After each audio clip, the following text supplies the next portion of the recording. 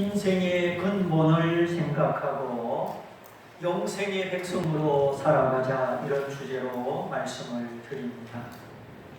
항상 뿌리가 튼튼해야 가지가 뻗고 열매를 맺는 법이지요.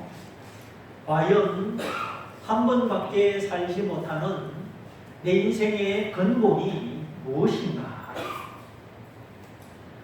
우리는 땅의 것을 생각하며 살아갑니다. 그러나 영생하시는 하나님은 하늘의 것을 생각하며 살아라 하십니다. 애벌레는 얼마 후에 자기가 나비가 되고 잠자리가 되는 것을 알지 못합니다. 애벌레의 모습은 징그럽고 기어다니지요. 그러나 그 애벌레가 잠시 후에 탈바꿈을 하고 아름다운 날개를 달고 하늘을 날아다닙니다. 만일에 애벌레가 잠시 후에 자기의 그 아름다운 모습을 상상할 수 있었다면 자신을 바라보는 시선이 어떠했을까요? 흉측하다, 징그럽다, 그렇게 생각하지 않았겠지요. 오늘 우리가 이 땅 살아갈 때 슬퍼하고 근심하고 죄로 물든 인생이 지금 내 모습만 본다면 내게 무슨 소망이 있는가? 치열하게 살아가는 현실 속에 우리는 하나님이 주신 은혜를 잊어버리고 말할 수 없는 미래의 소망을 소망으로 품지 못하고 마치 애벌레처럼 그렇게 살아가는 나날들이 있었습니다. 하나님이 구원받은 우리를 왜 당장 천국으로 데려가지 않으실까요? 때로는 환난의 눈물과 근심의 밤을 지나가게 하십니다. 세차게 몰아치는 비바람 앞에 새들이 그 날개짓의 의지를 잃어버리고 또 밀려가듯이 우리도 믿음의 의지를 잃어버리고 세상 풍파에 또 밀려가기도 합니다.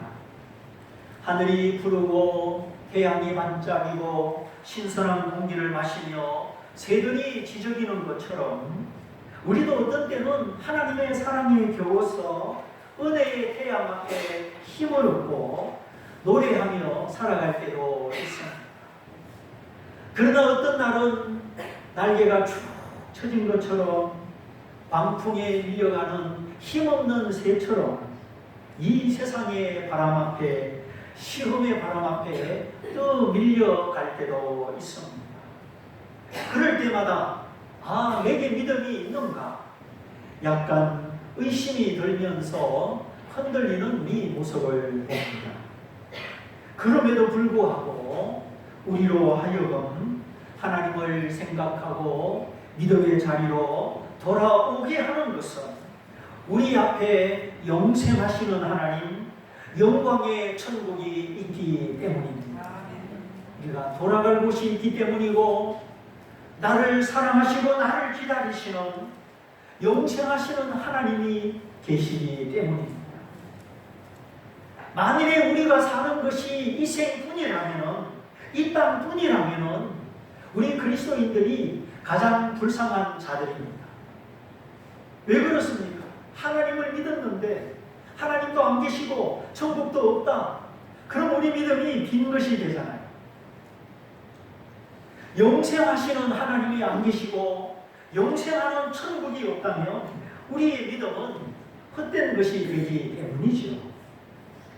믿는 도끼의 발등을 지킨다. 믿었는데 배신을 당하고 실망을 당할 때 그 아픔은 말로도 할 수가 없습니다. 그래서 이 소망이라고 하는 것은 믿음이 유지될 때 소망도 유지가 되는 것입니다. 그러나 믿는 도끼의 발등 지키고 믿음이 부서질 때는 소망도 함께 부서지는 것입니다. 그때 분노와 절망이 일어나고 사랑도 온데간데 없이 사라지는 것입니다. 그러므로 믿음, 소망, 사랑, 이 세 가지는 항상 있을 것인데 그 중에 제일은 사랑이다. 항상 있어야 되는 거. 아파트, 자동차, 돈. 우리 육체를 위해서 있어야 되지만 정말 우리 심령의 평강을 위하여 사망을 이기는 영생의 기쁨을 위하여 항상 있어야 되는 것은 믿음과 소망과 사랑입니다. 우리가 사랑하기 위해서 끝까지 인내하기 위해서 믿음과 소망이 필요합니다. 그 사랑도 억지로 되는 것이 아니죠. 믿음이 유지될 때, 사랑이, 소망이 유지될 때 사랑할 수 있는 힘, 참을 수 있는 힘이 생기는 것입니다. 믿음이 부서지고 소망이 산산조각 났는데 어떻게 사랑할 수 있겠습니까? 그러므로 사랑도 믿음이 받쳐주고 소망이 받쳐줄 때 유지되는 겁니다. 내가 나를 사랑하고 내가 내 인생을 사랑하고 내가 내 모든 삶의 환경을 사랑하려면 여러분 믿음이 있어야 되고 소망이 있어야 되는 거예요. 그냥은 이 힘든 세상을 살 수가 없는 겁니다. 친구 사이에도, 부부 사이에도, 동업자 사이에도 믿음이 무너진다, 소망이 부서진다. 그러면 사랑도 유지하기가 힘든 것이에요. 그러므로 아름다운 관계, 끝까지 참고 기다리고 희생하는 사랑의 관계는 사랑 그 하나만으로 부족합니다. 그래서 믿음, 소망, 사랑 이 세 가지 덕목은 항상 있어야 되는 것이다.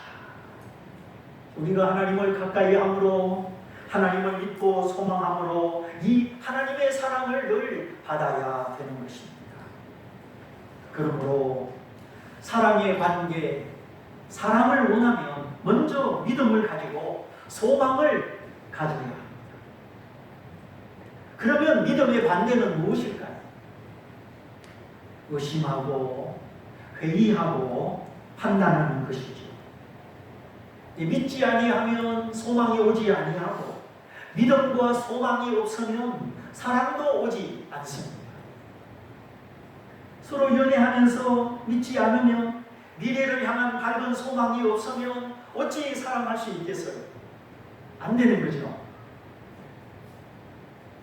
이것은 하나님과 나와의 관계도 마찬가지입니다. 사람과 사람 사이의 관계도 마찬가지입니다. 그러면 우리가 어떻게 믿음을 유지하고 정말 부서지기 쉬운 소망을 간직하고 아름다운 사랑의 관계를 경험할 수 있습니까? 참 오늘날처럼 서로 비판하고 의심하고 적대시하는 이 현실, 흑백 논리, 흑백 진영이 너무 분명한 이 시대, 우리는 어떻게 냉소주의를 극복하고 믿음의 사람으로, 소망의 사람으로, 따뜻한 사랑의 사람으로 나타날 수 있겠습니까? 오늘날 이 인간의 소외, 고립주의, 고독사, 참 믿지 못하는 마음이 너무 심각합니다. 뭔가 교통체증, 정체현상에 걸린 것처럼 사람들의 마음에 질시와 반목, 대립과 갈등, 의심과 판단, 적대감, 냉소주의, 기타 많은 나는 이류들이 흐르고 있습니다.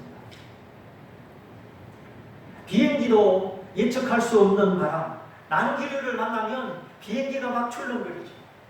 양산소 호흡기가 툭 떨어지고 커피잔이 넘어지고 비명을 지르고 난리 납니다. 어떻게 나는 백이고 너는 흙이다, 이런 논리가 가능합니까? 오늘날 이 인간의 이성이 고장나고 단단히 고장이 났습니다. 그래서 하나님의 말씀은 너는 좌로나 우로나 치우치지 마라. 너무 한쪽으로 치우치지 마라. 사상적인 좌, 사상적인 우, 그 어느 한쪽으로 치우치지 마라. 하나님의 말씀은 거짓이 없고 편벽됨이 없다 하였습니다. 편벽되다는 말은 한쪽으로 너무 기우는 것이죠. 그러나 하나님의 말씀은 치우치지 않습니다. 하나님의 말씀은 좌도 복종시키고 우도 복종시킵니다. 이것이 성도의 믿음이요 성도의 지혜입니다. 땅에 속한 지혜는 요란하고 자랑하고 한쪽으로 치우칩니다. 그러나 하늘에 속한 지혜는 온유하고 친절하고 화평하다 하였습니다. 오늘 이 나누어진 이 세상, 분열되는 이 세상 속에 우리가 화평의 자녀로 나타나는 것이죠. 왜냐하면 우리는 사람을 얻어야 하기 때문입니다. 사람을 얻는다. 이것보다 더 큰 소득은 없습니다. 나 때문에 예수 믿고, 나 때문에 시험을 이기고, 나 때문에 천국 가고, 이렇게 사람을 얻는 것이 최고의 가치입니다.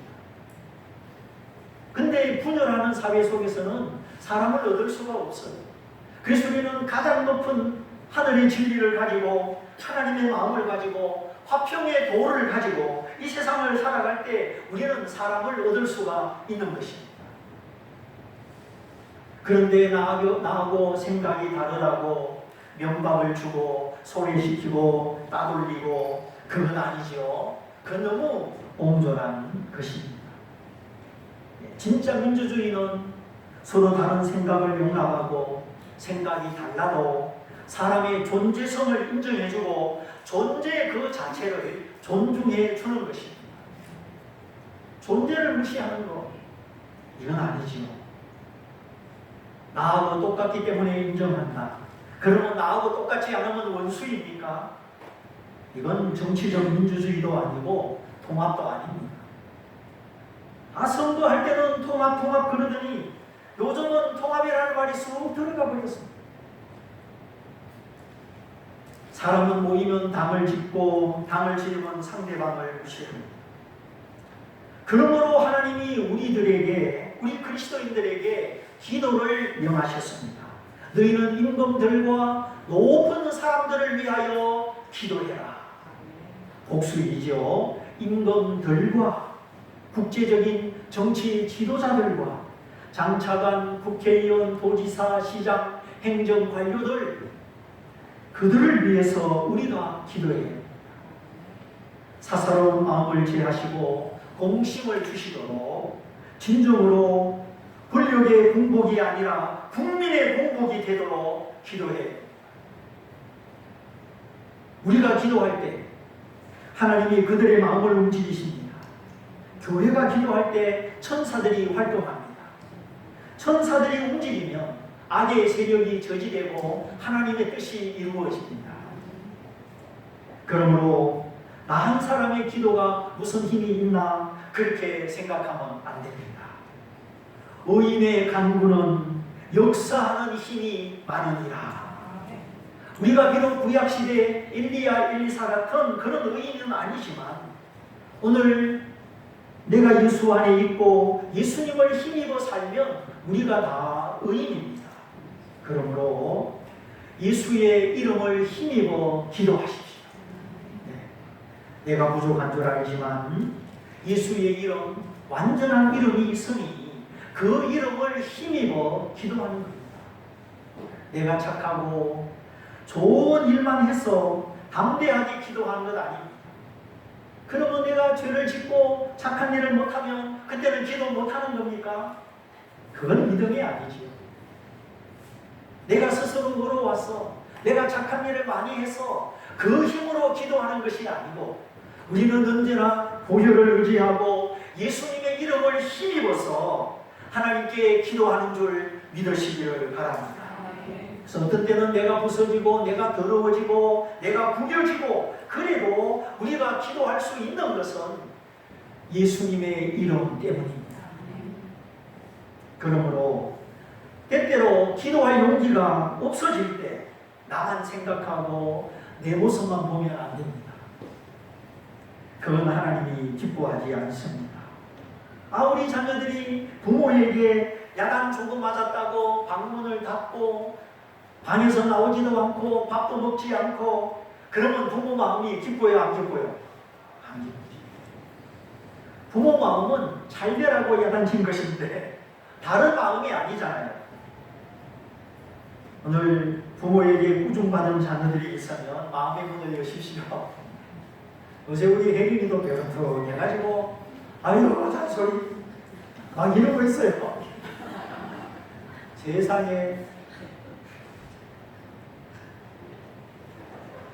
그와 같이 우리가 때때로 내가 나를 봐도 한심하고 하나님도 나를 조금 야단치는 것 같고 그때 기도할 마음이 살짝 주춤하죠. 그러나 믿음이라는 것은 나를 보는 것이 아닙니다. 보라, 세상 죄를 지고 가는 하나님의 어린 양이로다. 내 모든 죄를 지고 가신 주님, 내가 언제나 기도할 수 있도록 중보의 보혈을 흘려주신 그 주님을 바라보는 것이 믿음입니다. 하나님의 어린 양, 하나님이 준비하신 예수님을 항상 바라보셔야 합니다. 아브라함아, 너의 독자, 너의 사랑하는 아들 이삭을 저 모리아 산에 제물로 바쳐라. 아니, 하나님도 약속하시지. 25년을 기다려서 얻은 아들, 100세에 얻은 아들, 하나밖에 없는 독자 이삭을 바치라는 겁니다. 결국 어떻게 끝났습니까? 아브라함은 순종하였고 하나님의 천사는 급하게 소리쳐서 아브라함을 말립니다. 아브라함아, 아브라함아. 급하게 두 번 부르죠. 이제야 네가 나를 경외하는 줄 알았으니 너의 아들 이삭에게 아무 손도 대지 말라. 번쩍 들었던 칼을 내려놓고 주위를 둘러보니 수풀에 수양 한 마리가 걸려 있었고 여호와 이래 여호와께서 준비하셨다. 우리의 구원은 하나님이 준비하신 하나님의 선물입니다. 내 노력으로 내 자격으로 내가 착해서 얻는 것이 아닙니다. 결국 하나님이 준비하신 그 재물을 가지고 번제를 드리고 무사히 집으로 돌아갑니다. 그 수풀에 걸린 수양, 하나님이 준비하신 양은 바로 십자가의 예수 그리스도이십니다. 아브라함은 그 하나님의 시험 앞에 합격했습니다. 네가 나를 경외하는 줄 알았다. 아브라함은 하나님을 높이고 하나님을 두렵게 여기고 경외하였는데 여기서 아브라함의 경외는 끝까지 하나님을 믿었다. 하나님의 모든 말씀을 순종하였다는 뜻입니다. 내 생각으로 재어보고 이건 맞아, 이건 아니야 이렇게 하지 않고 하나님의 말씀을 끝까지 순종하고 어떤 말씀을 하시든지 모든 말씀을 순종하는 것이 하나님을 경외하는 것입니다. 가다가 중지하는 것이 아니고 하나님 생각이 틀렸는데요. 애둘러 내 생각으로 하나님의 생각을 물리치는 것이 아니고 하나님을 믿고 하나님을 존중하여 끝까지 순종하는 것, 이것이 경외입니다. 하나님의 음성이 들려왔을 때 뭐라고? 내 아들 독자 이삭을 바치라고? 아니야, 이건 하나님의 음성이 아니야. 아브라함이 깨어있지 않았다면, 평소에 하나님의 음성을 분별하고 하나님의 소리를 따르지 않았다면 아브라함은 하나님의 목소리를 듣지 못할 수도 있었습니다. 그 목소리가 들렸지만 이건 하나님의 목소리가 아니야. 얼마든지 아브라함의 의지로 거부할 수도 있었습니다. 우리 인간의 의지는 하나님도 거부하고 하나님도 믿을 수도 있고 안 믿을 수도 있는 겁니다. 그러나 내 양은 내 음성을 알고 나를 따르느니라. 주님의 양은 주님의 음성을 압니다. 그 소리를 듣고 주님을 따라갑니다.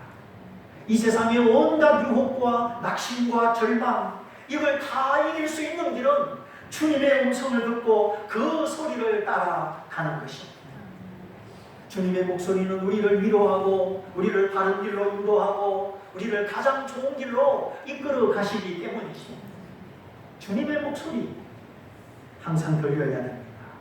그러나 주님의 목소리는 이 귀에 들리는 소리가 아닙니다.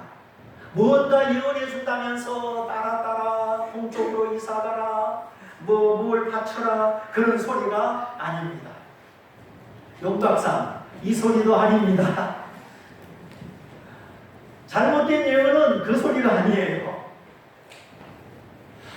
예언은 육의 예언, 땅의 예언, 내 욕심을 충족시켜주는 그런 예언이 아니죠. 정말 하나님의 예언, 하나님의 말씀은 내 심장을 찌르고 폐부를 찌르고 죽은 양심을 살리고 눈물을 쏟아서 하나님을 만나게 해주는 그런 예언이 성경이 말하는 예언입니다. 내가 평소에 내가 내 마음을 잘 모르고 내 양심을 잘 모르는데 하나님의 예언자를 통하여 내 마음 깊은 곳을 비춰주시고 내 양심 깊은 곳을 비춰주실 때 눈물이 솟아나고 회개하고 죽은 양심이 살아나고 정말 하나님을 만나는 그것이 성경의 예언입니다. 자꾸 내 욕심을 자극하고 내 욕심을 충족시켜주는 거, 그거는 사탄의 소리예요. 하나님의 말씀은 빛이요 하나님의 말씀은 정직합니다. 하나님의 말씀은 모든 마음의 어두움을 밝혀줍니다. 그러므로 그런 은사자들의 예언은 가끔 내가 혼란스러울 때 그런 데에 필요합니다. 그러나 내가 성경을 잘 외우고 예배를 잘 드리고 예수님처럼 기록되었으되 사단아 물러가라, 기록된 말씀으로 살아가면 굳이 예언이 덜 필요한 것입니다. 근데 자기 교회는 없고 신실한 예배는 드리지 않고 내가 존경하는 나의 목자, 나의 지도자도 없이 막 예언 집회만 따라다니고 예언자만 따라다니고, 그건 한참 잘못된 겁니다. 우리 엄마 아빠 해주는 밥이 맛없다고 자꾸 옆집에 가서 그냥 맛있는 것만 얻어먹으려면 되겠어요? 내가 회개하고 싶을 때, 하나님과의 관계를 새롭게 하고 싶을 때 어떻게 해야 될지 모르겠다. 그때 담임 목사님과 의논해서 좋은 기도원을 소개받는다든지 아니면 담임 목사님과 함께 그런 은사자를 같이 찾아간다든지 그렇게 해야 하는 것입니다. 혼란스러울 때, 내가 회개하고 싶을 때, 정말 하나님을 새롭게 만나고 싶을 때 그런 성령의 은사자가 필요합니다. 복통이 일어나고 체하였을 때 소화제가 필요한 것과 마찬가지입니다. 근데 소화가 잘 되고 소화력이 왕성한데 소화제 먹을 필요가 있습니까? 없습니까? 없는 것이죠. 마찬가지 평소에 신실한 예배를 드리고 무엇보다 기록된 말씀, 가르침의 말씀을 순종하는 것이 최우선입니다. 그러면 내가 신실한 예배를 드리고 하나님의 말씀을 달게 듣고 존중하면 점점 내 속에서 성령의 가르침이 들려옵니다. 성령의 가르침이 있으면 굳이 예언이 필요가 없게 됩니다. 성령의 가르침은 하나님의 말씀이 내 마음의 눈에 확 띄는 것입니다. 마치 63빌딩에서 한강 다리들 내려다볼 때 환하게 보이는 것처럼 하나님의 말씀이 뚜렷하게 보이고 확실하게 믿어지고 하나님의 말씀을 소홀히 여기거나 거부할 수 없는 마음으로 확실하게 깨달아지고 믿어지는 것, 이것이 내 안에서 가르치시는 성령의 가르침이요 성령의 인침입니다. 아예 도장을 콱 찍은 것처럼 하나님의 말씀이 내 마음속에 들려지고 믿어지는 것이죠. 그래서 여기 이 목사가 설교하고 가르치지만 여기 아래에서 성령의 가르침을 확실하게 받는 사람들이 있습니다. 제가 가르치지만 이 말씀을 통로로 해서 여러분 속에 성령님이 이 말씀을 비춰주시고 가르치셔야 하는 것입니다. 설교자는 통로입니다. 정말 생명을 주시고 믿음을 주시고 회개를 주시고 확신을 주시고 하늘의 소망을 주시는 분은 여러분 속에 계신 성령 하나님이십니다. 저는 사람의 마음을 움직일 힘이 없습니다. 회개시킬 힘이 없습니다. 다만 그렇게 되기를 하나님의 마음을 가지고 하나님의 말씀을 전하는 것이고, 그때 은혜를 사모하는 자의 심령 속에 성령께서 회개를 주시고 믿음을 주시고 하늘의 위로와 소망을 주시는 것입니다.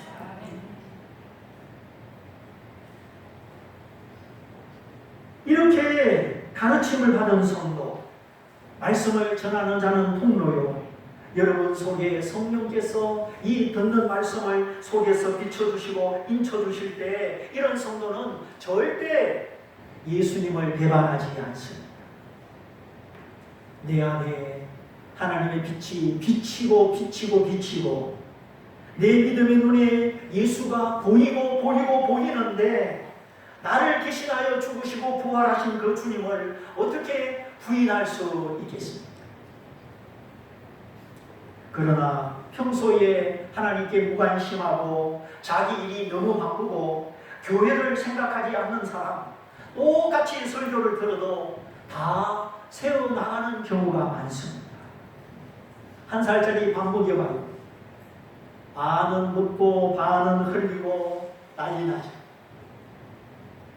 먹는 것이 부실한데 무슨 영적인 힘이 있겠습니까? 무엇보다 확실하게 깨달아지고 확실하게 믿어지는 내 속에서 일어나는 성령의 가르치심이 필요합니다. 성령님을 사랑하고 성령님을 존중하십시오. 예배드리기 전에 정말 예배를 위해서 기도하시고 성령님이 우리 가운데 임하시기를 우리가 사모해야 되는 것입니다. 그렇지 않으면 몸만 왔다가 몸만 가면은 곤란한 겁니다. 설교자가 설교하고 가르치는 것은 하나의 통로입니다. 물을 보내는 파이프, 배관입니다. 수도 파이프에 물이 내 집에 들어오려면 어떻게 해야 되죠? 수도 꼭지를 틀어야 됩니다. 아무리 꼭지 아래 배관까지 물이 꽉 차 있어도 꼭지를 틀지 않으면 물이 떨어지지 않습니다. 마찬가지, 아무리 설교자가 설교를 잘하고 기가 막혀도 듣는 자가, 예배를 드리는 자가 목마른 심령으로 물이 필요하다. 물이 나와야 설거지도 하고 세탁기도 돌리고 밥도 짓는다.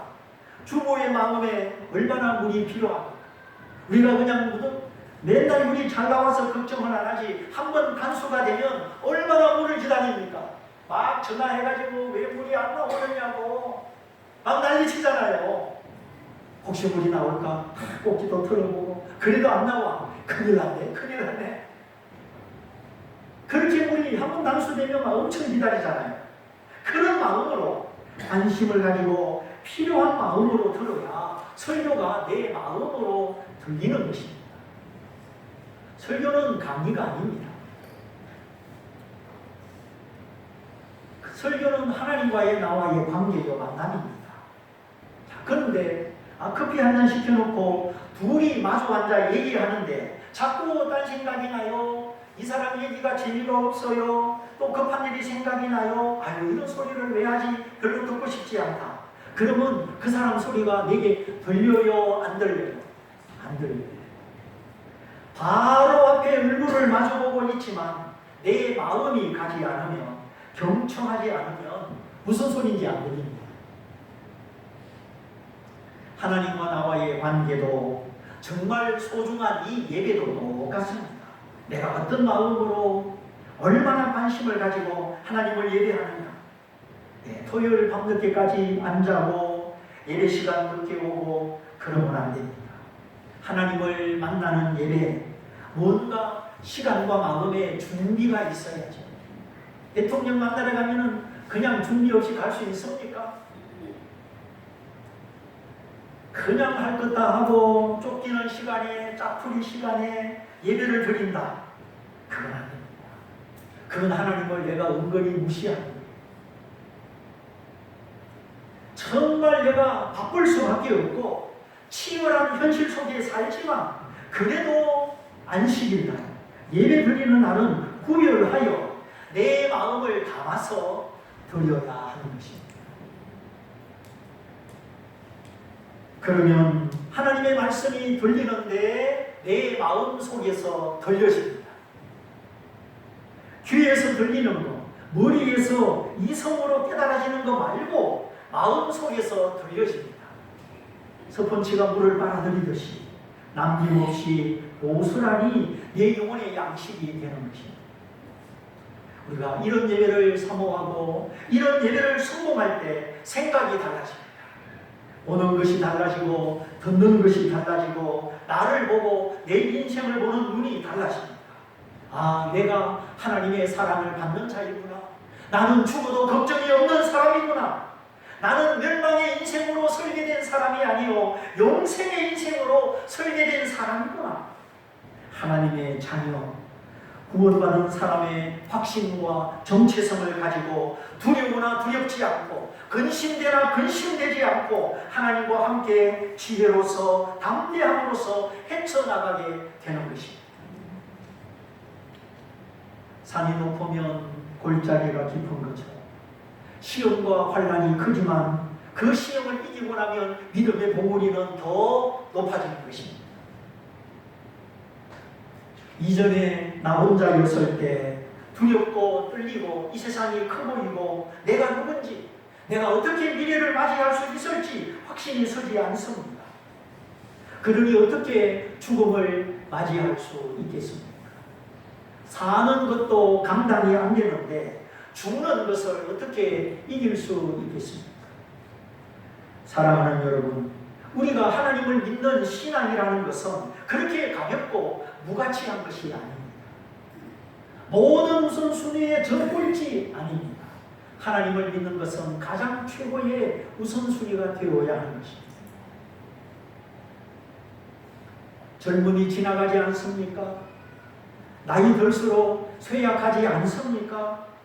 내가 원하나 원치 않으나 나를 기다리는 것은 늙음과 죽음입니다. 지금은 내 아내, 남편, 부모, 자식 같이 있지만 그때는 나 혼자 그것을 맞이해야 합니다. 결코 나 혼자 죽음을 맞이하지 말고 나 위하여 죽으시고 부활하신 예수 그리스도와 함께 부활의 소망으로 영생의 기쁨으로 맞이할 수 있기를 축원합니다. 내 사랑하는 사람이라도 끝까지 나와 함께 간다는 보장은 없습니다. 그리고 돈이 늙음을 막아줍니까? 돈이 죽음을 막아줍니까? 너희는 너희의 키를 한 자나 더 할 수 있느냐? 문자 그대로 하면 키 한 자는 30cm입니다. 늘리고 줄이고 할 수 있습니까? 하물며 내가 살고 죽는 것, 내 1년 더 살고 싶다, 2년 더 살고 싶다, 사람의 생명을 연장하고 줄이는 거 사람 뜻대로 됩니까? 의사도 안 되고 재벌도 안 되고 대통령도 안 됩니다. 삼성의 창업자 이병철 회장, 의사에게 6개월만 더 살게 해주시오. 내 재산의 절반을 주겠습니다. 그러나 의사는 그럴 능력이 없습니다. 참 안타깝지만 그의 아들 이건희 씨는 호흡기에 의지해서 맥박만 유지하고 있습니다. 음식의 맛을 압니까? 걸어 다닐 수가 있습니까? 그의 아들 이재용 씨는 여러 가지 상황에 얽혀서 구치소에 수감되어 있습니다. 삼성에 주체치 못하는 그 수많은 돈이 무엇을 할 수 있습니까? 절대 돈을 여러분의 하나님으로 삼지 마십시오. 돈을 종처럼 다루십시오. 돈을 종처럼 다룰 수 있는 사람은 진정한 선지자입니다. 돈 앞에 벌벌 떨고 돈이 두렵고 그런 내가 돈의 종인 거죠. 돈을 종처럼 마음대로 다룰 수 있어야 하나님이 더 많은 것을 주십니다. 돈은 필요한 가치, 그 합당한 가치가 있습니다. 그러나 돈은 만능이 아닙니다. 돈은 모든 것의 해결자가 아닙니다. 진정한 만능은 모든 것의 해결자는 하나님뿐이십니다. 우리가 이 하나님을 알고 진정으로 사랑하고 예배하는 것, 그것이 신앙입니다. 이 신앙 안에 모든 복을 주시도록 설계하셨습니다. 그리고 오늘 이 시간 이 말씀을 들었거든 하나님 앞에 겸손하시고 진심으로 하나님을 의지하시기를 바랍니다. 인생의 근본, 정말 인생이 무엇인가? 인생의 근본이 무엇인가? 우리는 여기에 진지한 질문과 확실한 대답이 필요합니다.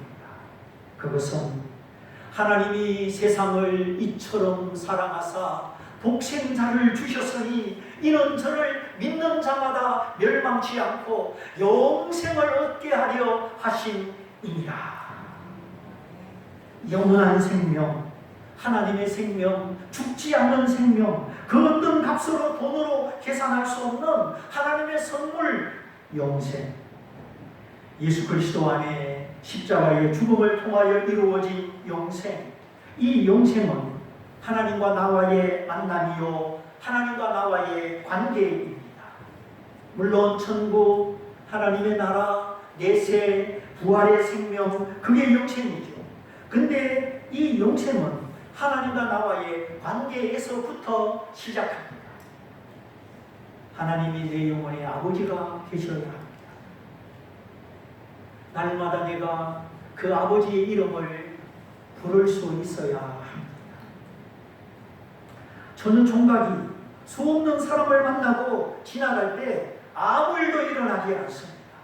그러나 둘이 마음이 맞고 뜻이 맞으면 자꾸 만납니다. 같이 지냅니다. 니 꺼낼 것 없어지고 하나가 됩니다. 그때 결혼하고 자식 낳고 이제 처녀 총각과는 아주 다른 삶을 살게 되는 것이죠. 하나님과 나와의 관계도 마찬가지. 매일같이 스치고 지나가는 처녀 총각의 관계, 거기에는 아무 일도 일어나지 않습니다. 그러나 개인적인 만남, 둘만의 만남, 둘만의 관계가 이루어질 때 여기는 이제 절대로 옛날처럼 살 수가 없는 것입니다. 자꾸 화장하고 옷도 갈아입고 잘 보이려고 하고 약속 시간에 미리 가서 앉아있고 밥도 먹고 싶어도 조금 먹고 그냥 예쁘게 먹고 웃어도 그냥 허 이렇게 웃고 아 처녀가 왜 그래요? 내 특별한 만남을 가지려고 그러는 거죠. 아유 원래 조금밖에 안 먹어요. 원래 잘 먹으면서 주님과 나와의 관계도 마찬가지. 십자가에 나타난 그 하나님의 사랑, 하나님이 세상을, 하나님이 나를 이처럼 사랑하사 독생자를 주셨으니 그 이유는 믿는 자마다 멸망치 않고 영생을 얻게 하려 하십니다. 인생의 허무와 고독과 두려움을 이기는 것이 하나님과 나와의 관계, 이 영생뿐입니다. 하나님을 아는 즐거움, 하나님을 사랑하고 의지하는 즐거움, 하나님이 가진 모든 것을 내 것으로 누리는 즐거움, 그게 바로 영생입니다. 영생은 교리를 알고 교리를 믿는 것이 아닙니다. 나를 사랑하셔서 내가 죽음 앞에 멸망하지 않고 구원받도록 자기 아들을 주신 하나님, 나를 사랑하시는 그 하나님을 내가 인격적으로 믿는 것입니다. 이것은 about God, 하나님에 관하여, 하나님에 대하여 믿는 것이 아닙니다. of God, 하나님을 알고 하나님을 믿는 것입니다. 하나님에 대하여 알고 하나님에 관하여 아는 것이 아닙니다. 하나님 그분을, 하나님 자신을 내가 알고 사랑하고 믿는 것입니다. 오늘 우리 신앙의 근본, 인생의 근본에 대하여 잠깐 말씀을 드렸습니다. 설마에 의존하지 말고, 형식과 지식에 의존하지 말고, 나는 모태신앙이다, 어릴 때부터 교회 다녔다, 그런 거 의지하지 말고, 정말 십자가에 나타난 그 하나님의 사랑, 전혀 총각이 사랑하여 완전히 인생이 바뀌듯이 우리가 그 하나님의 사랑에 의지하는 믿음을 가지고 내가 얼마나 귀한 사람인지, 하나님의 선물 영생이 얼마나 아름답고 복된 것인지, 이 사랑 안에, 이 믿음 안에 하나님과 나와의 관계가 날마다 진지하고 날마다 새로워지시기를 바랍니다. 그래서 내 남은 인생 두려움 없이 영생의 소망으로 하나님과 동행하시기를 주님의 이름으로 축원드립니다. 우리 말씀을 붙잡고 함께 기도하겠습니다. 주님, 내가 얼마나 하나님을 가까이, 하나님을 사랑하며 나를 사랑하사 그 생명 주신 주님을 생각하고 주님을 묵상하고 내가 주님의 마음을 살피고 있는지, 아니면 주님 잊어버리고 눈에 보이는 것 따라 그저 나만 바꾸고 나만 홀로 지내는 것이 아닌지,